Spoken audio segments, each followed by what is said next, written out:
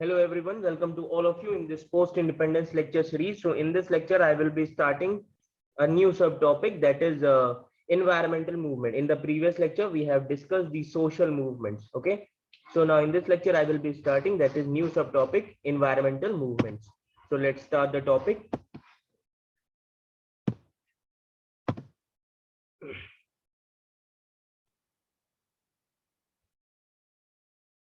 Okay. So now environmental movements. Okay. Now environmental movements. Environmental movement होता क्या है? It can be defined as a social or political movement. इसको आप social और political भी बोल सकते हो. Okay. Social और political movement. और ये किस लिए होगा? Conservation of environment, for the conservation of environment. Is that clear to you all? ये याद रखिएगा, environment को conserve करने के लिए, बचाने के लिए movement. समझ में आ रहा है? ये याद रखिएगा. ओके ओके, ताकि environment को preserve करके रखा जा सके. ओके, तो इसीलिए मीडिया ने इस environmental movement को बाद में ग्रीन मूवमेंट भी कहा. ओके, मीडिया ने इसके लिए एक नया वर्ड भी निकाला, इसको ग्रीन मूवमेंट भी कहा जाता है, ग्रीन मूवमेंट. और इसको क्या क्या कहा जाता है? Conservation movement also, conservation movement. Okay, green movement, conservation movement, ये सारी चीजें यूज होती हैं एनवायरमेंटल मूवमेंट्स के साथ. समझ में आ रहा है? ये याद रखिएगा. तो अब ये जो एनवायरमेंटल मूवमेंट है, ये क्यों? ताकि हम हमारे एनवायरनमेंट को प्रोटेक्ट कर सकें. ओके, और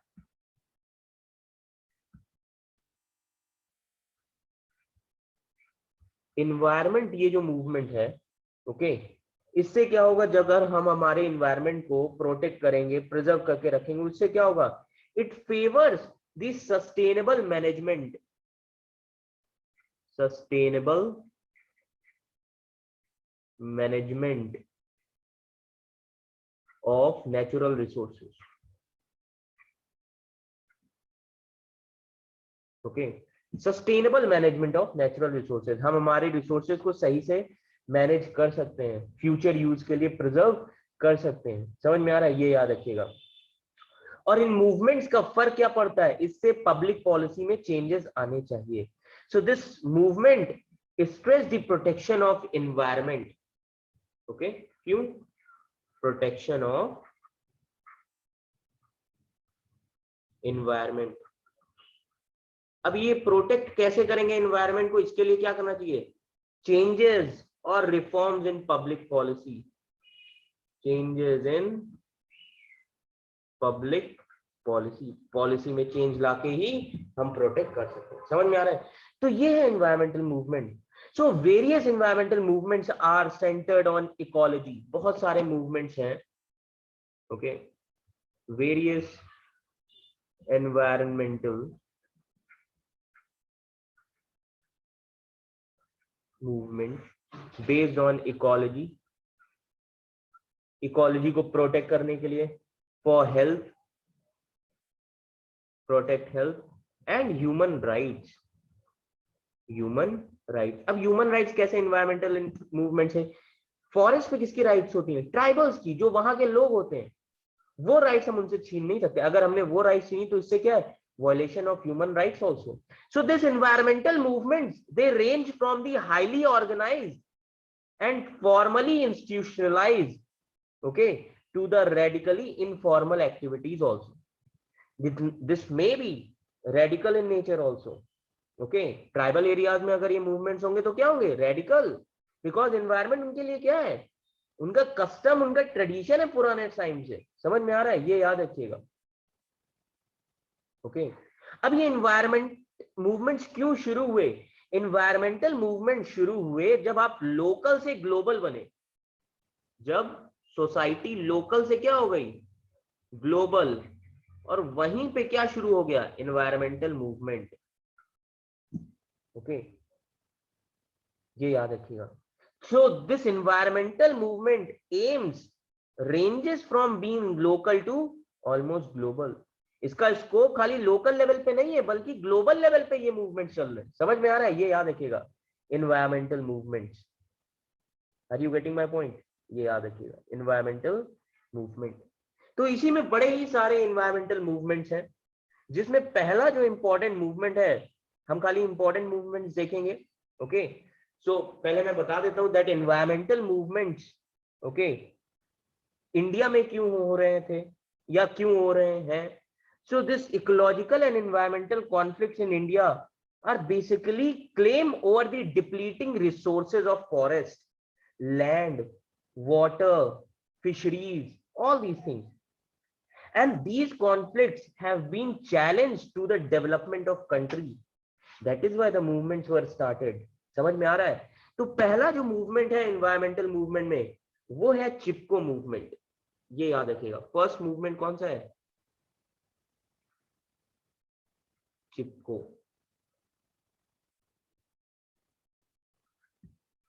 ओके, चिपको मूवमेंट फर्स्ट। ओके, अब चिपको मूवमेंट ये कहां शुरू हुआ था, ये हिमालयाज में शुरू हुआ था। And this is one of the most famous movements in India. कहां पे शुरू हुआ था, central Himalayas, central Himalayas. Okay, and this is one of the most famous movements in India. Okay, so this movement began in Uttarakhand, UK, Uttarakhand में ये शुरू हुआ। Okay, अब उत्तराखंड में ये मूवमेंट क्यों हुआ, उस टाइम पे कुछ मैन्युफैक्चरर्स, कुछ इंडस्ट्रियलिस्ट क्लास वो उत्तराखंड गए। ओके, और उनको स्टेट ने परमिशन दे दी थी कि आप जाइए, आप उस लैंड पे आप फॉरेस्ट काट सकते हैं, लकड़ियों का यूज आप कर सकते हैं स्पोर्ट्स के प्रोडक्ट को बनाने के लिए। और जब वो मैन्युफैक्चरर्स वहां पहुंचे तो वहां के लोकल पीपल्स ने क्या कर दिया, विद्रोह, मूवमेंट कर दिया। समझ में आ रहा है, ये याद रखिएगा, लोगों ने मूवमेंट कर दिया, लोगों ने कहा ये चीज हम नहीं आपको करने दे सकते। ओके, ये याद रखिएगा, कहा कि हम हमारे एनवायरनमेंट को बिल्कुल भी नुकसान पहुंचने नहीं दे सकते। तो लोगों ने प्रोटेस्ट करना शुरू कर दिया वहां। समझ में आ रहा है? So this Chipko movement was a non violent agitation. Okay, it was a non violent agitation. Okay, and this was originated in Uttarakhand. कौन से डिस्ट्रिक्ट में हुआ था, Chamoli district,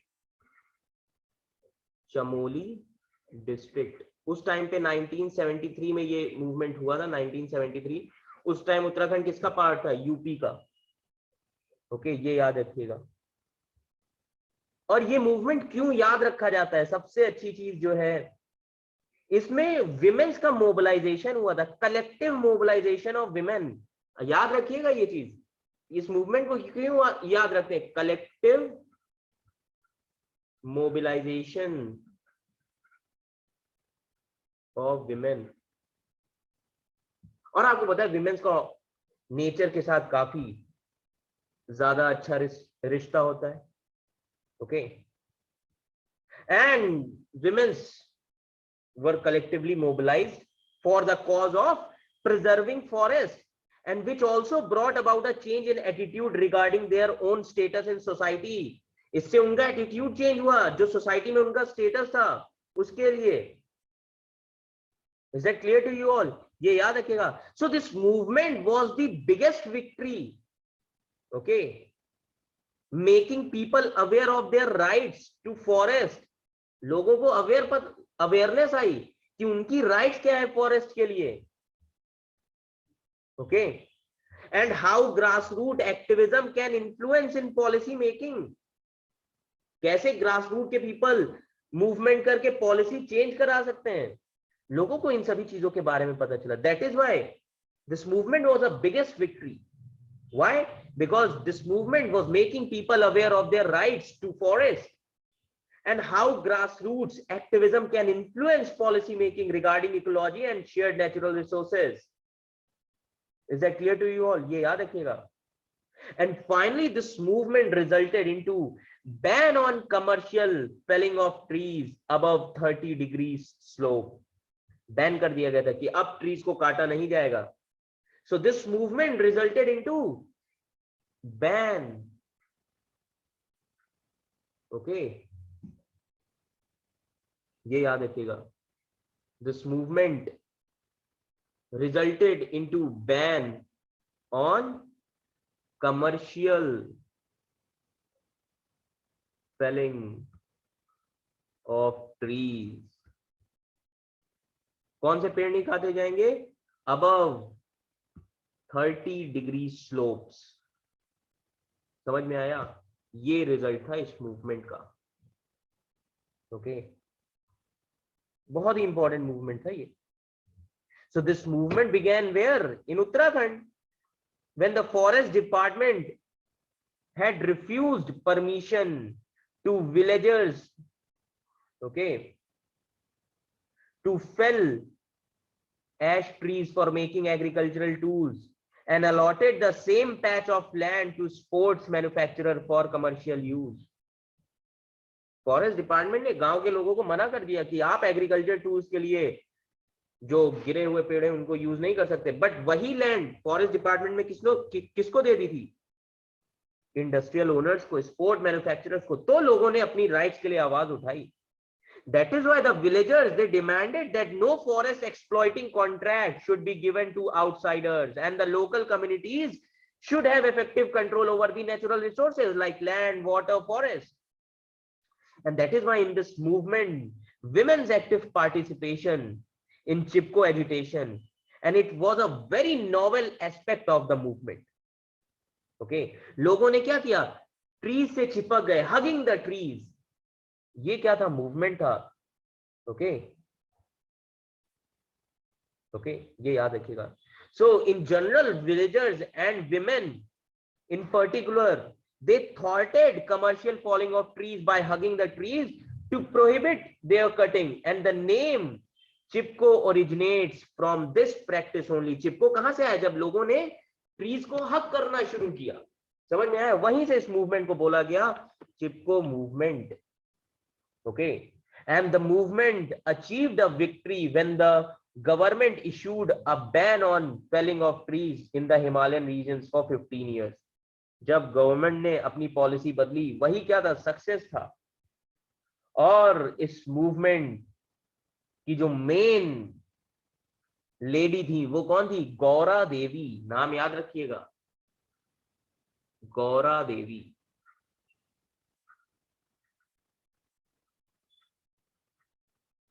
Gaura Devi. She was a middle-aged widow of the village, and she was the prominent figure of this movement. Okay, and after this movement, after this Chipko movement, the Chipko movement inspired many environmental movements, and it gave rise to the series of forests against commercial felling in Himalayan foothills. Okay. तो चिपको movement के बाद बहुत सारे movement हुए. इसी movement के base पे बहुत सारे लीडर्स ने मूवमेंट चलाए, गांधीयंस, लेफ्टिस्ट, सब ने ये मूवमेंट चलाए. समझ में आ रहा है? ये याद रखिएगा. तो चिपको मूवमेंट की प्रोमिनेंट फिगर्स कौन है? एक तो गौरा देवी, दूसरे जो हैं सुंदर लाल भगुना. सुंदर लाल भगुना, ये भी बड़े प्रोमिनेंट फिगर है. He also initiated the Chipko movement to guard the trees on the Himalayan slopes. Okay. And Sunderlal Bahuguna को क्यों जाना जाता है? इन्होंने एक स्लोगन बनाया था, that ecology is the permanent economy. Sundarlal भगुना का बहुत ही फेमस स्लोगन है, ecology is the permanent economy.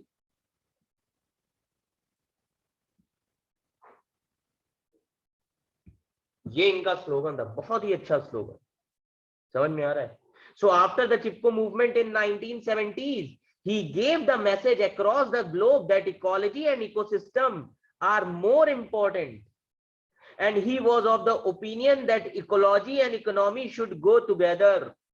तभी इकोलॉजी और इकोनॉमी प्रिजर्व करेगी, ये याद रखिएगा। ओके, एंड कहा जाता है सुंदरलाल भगुना ने कैंपेन किया था तेहरी डैम पे भी, यहीं पे समझ लीजिए तेहरी डैम। तेहरी डैम कौन सी रिवर पे है? River Bhagirathi, river Bhagirathi. Okay, Tehri dam river Bhagirathi पर है, ये याद रखिएगा। तो सुंदरलाल भगुना ने इस पे भी प्रोटेस्ट किया था, लॉन्ग फास्ट रखा था इंडिपेंडेंस के बाद। ओके, सुंदरलाल भगुना ने प्रोटेस्ट किया था, 56 डेज तक फास्ट रखा था। ओके, क्यों?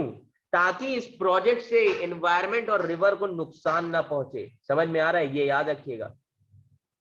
तो बड़े ही इंपॉर्टेंट फिगर है। ओके, ये याद रखिएगा, बहुत ही इंपॉर्टेंट फिगर है ये सुंदरलाल भगुना।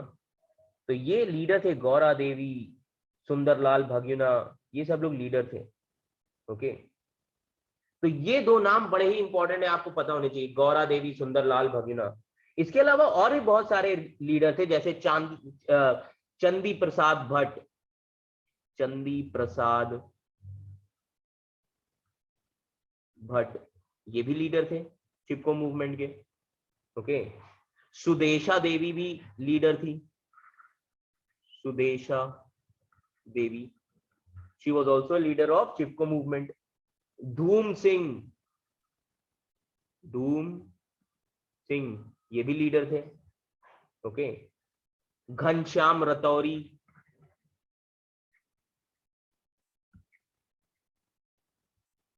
ये सब कौन है? Leaders of Chipko movement. Okay, ये याद रखिएगा, leaders of Chipko movement. Okay, so इनका मेन ऑब्जेक्टिव क्या था? The main objective was to protect the trees on the Himalayan slopes from the access of contractors of the forest. Okay, ये याद रखिएगा।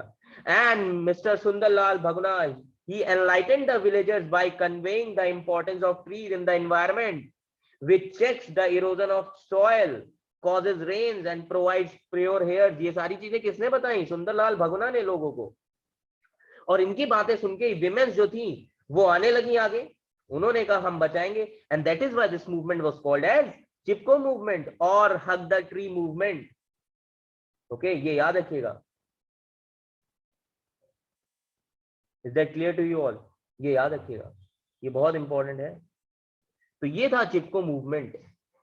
Okay, environmental movement के अंदर में ये था चिपको मूवमेंट। ओके, अब चिपको मूवमेंट के बाद और कौन कौन से हुए? जैसे नर्मदा बचाओ आंदोलन, ये भी इंपॉर्टेंट है।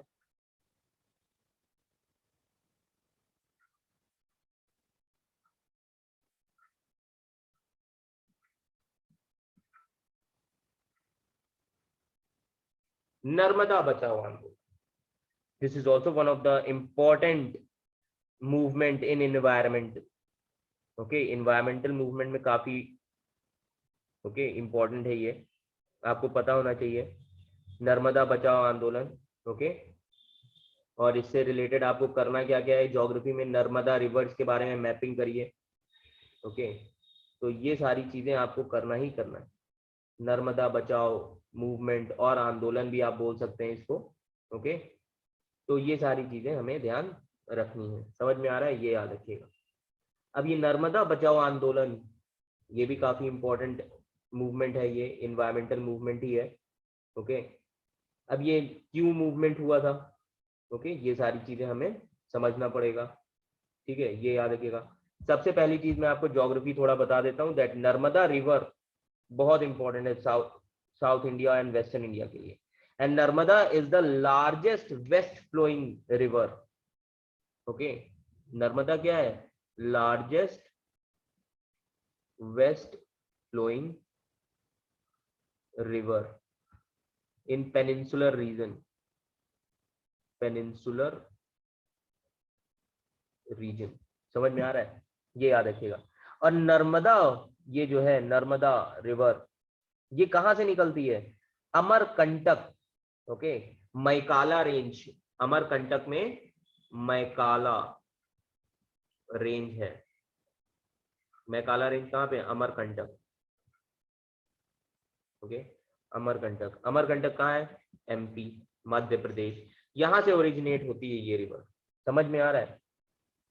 एंड ये रिवर कौन कौन से स्टेट्स में जाती है? महाराष्ट्र एंड गुजरात, ओके, ये याद रखिएगा। और जबलपुर में ये रिवर धुआंधार वाटरफॉल के पास फॉर्म होती है। जबलपुर में धुआंधार वाटरफॉल। ये सारी चीजें याद रखिएगा। समझ में आ रहा है? ये याद रखिएगा, ओके। अब नर्मदा रिवर में कुछ वाटर आइलैंड्स भी हैं, और सबसे बड़ा जो आइलैंड है उसका नाम है आलियाबेट। आलियाबेट ये आइलैंड है इसका, नर्मदा रिवर का। ये सारी मैंने ज्योग्राफी की इंफॉर्मेशन आपको यहाँ पे दे दी। समझ में आ रहा है? ये याद रखिएगा, ओके। तो नर्मदा बचाओ आंदोलन शुरू हुआ। ये भी एक इंडियन सोशल मूवमेंट है, और ये किसने किया? वहां के नेटिव ट्राइब्स ने, ओके। नर्मदा बचाओ आंदोलन किसने शुरू किया? वहां के नेटिव ट्राइब्स, ओके। अब ये किसने किया? नेटिव ट्राइब्स, आदिवासी जिन्हें बोलते हैं। तो इसमें सिर्फ ट्राइबल ही नहीं थे, ट्राइब्स थे, फार्मर्स थे, ओके, फार्मर्स थे, इन्वायरमेंटलिस्ट थे,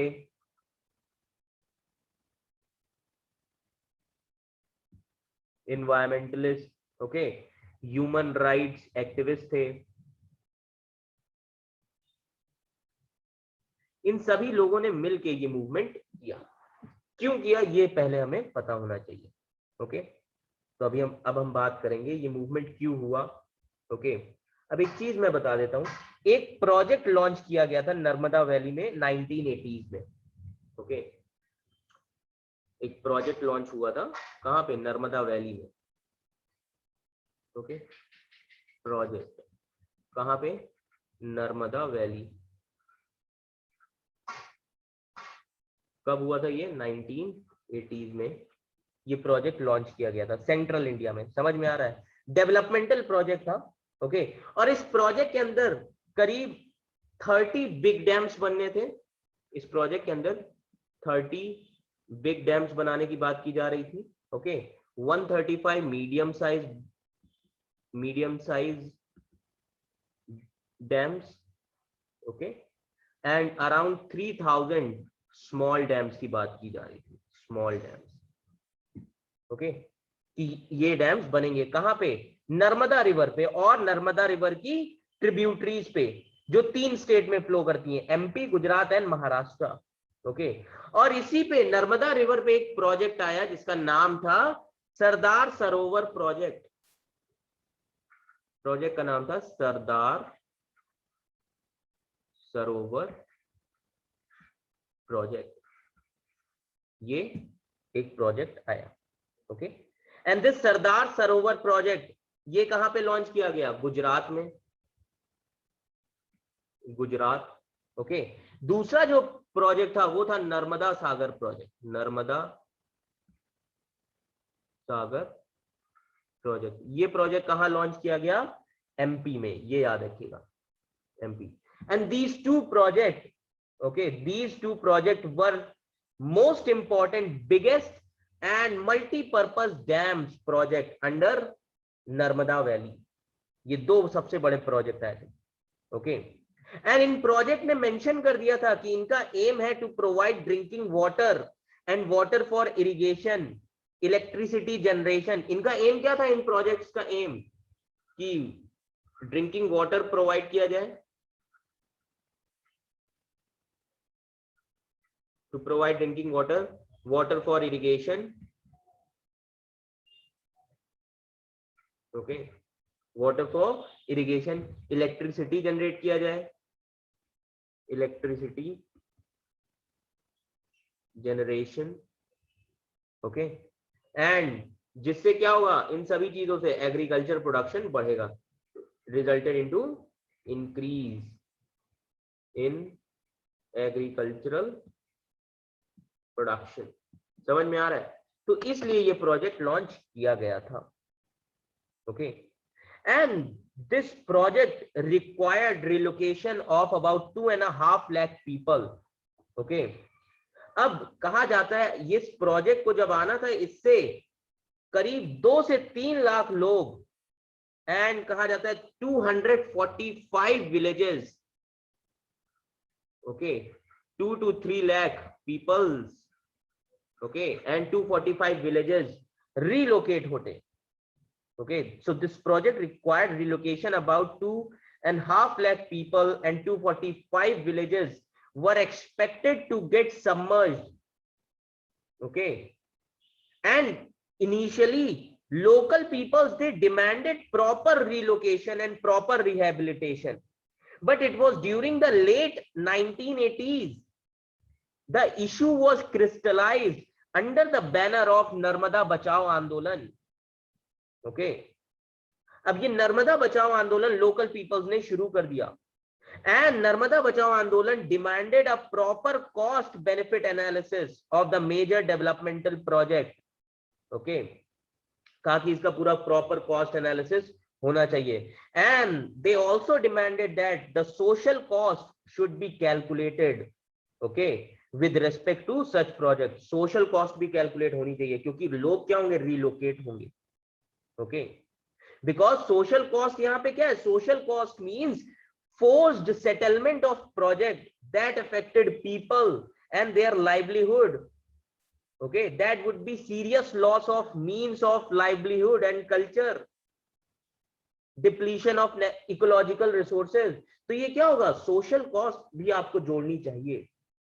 And because of constant struggle, right to rehabilitation has been recognized by the government and judiciary। तो लोगों ने स्ट्रगल, लोगों ने आंदोलन शुरू किया, and finally government and judiciary they recognized what, right to rehabilitation।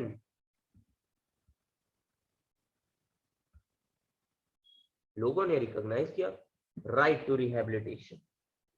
Is that clear to you all? ये याद रखिएगा। Okay, and finally a new policy was formed। एक नई पॉलिसी बनी जिसका नाम था नेशनल रिहेबिलिटेशन पॉलिसी। ओके, एक नई पॉलिसी बनी जिसका नाम था नेशनल रिहेबिलिटेशन पॉलिसी,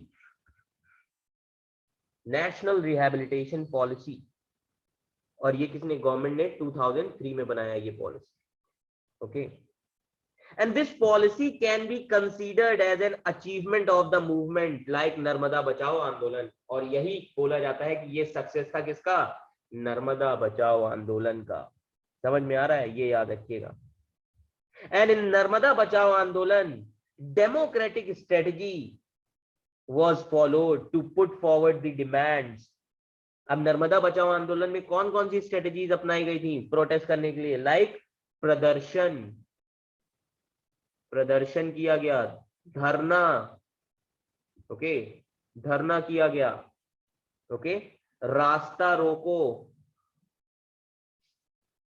घेरा डाला गया, ओके, जेल भरो आंदोलन इसी में शुरू हुआ क्योंकि पुलिस ने क्या किया, लोगों को जेल में भरना शुरू किया, तो ज्यादा से ज्यादा लोग आने लगे, जेल भरो आंदोलन शुरू हो गया, भूख हड़ताल, हंगर स्ट्राइक हुआ।